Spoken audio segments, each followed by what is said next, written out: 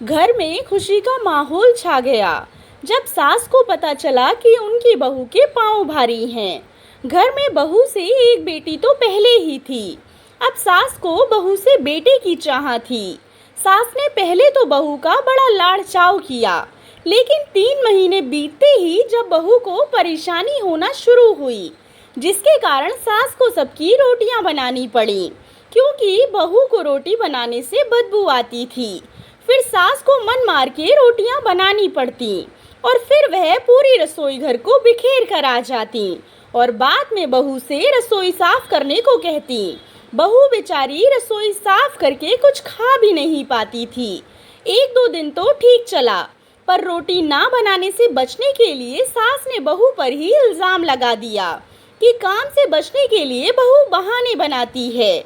और सास ने बेटे से कहा, मेरे बस की नहीं है तुम्हारी रोटियां बनानी, मैं तो अपनी 2 रोटी बनाऊंगी और खाऊंगी, और जिसे भूख लगे वो अपनी रोटी खुद बनाए और खाए।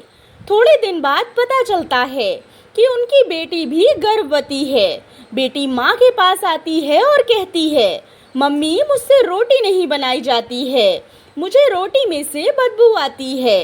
बेटी की बात सुनकर माँ बोलती है, बेटी अगर बदबू आती है तो रोटियां मत बनाया कर, अपनी सास से कह दिया कर, वह बना देंगी। और बेटी तो ज़्यादा से ज़्यादा आराम किया कर, और अगर ज़्यादा ज़बरदस्ती करें तो कह देना, मुझसे नहीं होगा ये सब, हम हैं तेरे साथ। कुछ ज़्यादा परेशानी हो तो यहाँ आ जाना, तुझे मैंने बहुत लाड़ प्यार से पाला है, मुझ में अभी इतना दम है कि तुझे रोटी बनाकर खिला सकूं। और तू चिंता मत कर, घर में तेरी भाभी भी तो है। एक माँ अगर अपनी बेटी के लिए अच्छा सोच सकती है तो वह उस बेटी के लिए क्यों नहीं सोचती जो अपना घर, माता पिता और पूरा परिवार छोड़कर आई है। एक माँ को बेटी और बहू में इस तरह भेदभाव नहीं करना चाहिए कि बहू के लिए कुछ और बेटी के लिए कुछ और। दोस्तों, बहू और बेटी दोनों में भेदभाव एक नियम सा बन गया है। सास कभी भी अपनी बहू को बेटी नहीं मानती और ना मानना चाहती है। वह क्यों नहीं समझती कि उनकी बेटी भी किसी घर की बहू है।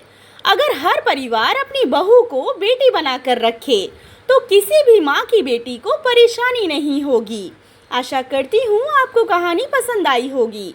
कहानी पसंद आई हो तो चैनल को सब्सक्राइब करें और कहानी को लाइक एंड शेयर करें। कहानी के बारे में कमेंट कर अपनी राय ज़रूर दें। कहानी सुनने के लिए आप लोगों का बहुत बहुत धन्यवाद।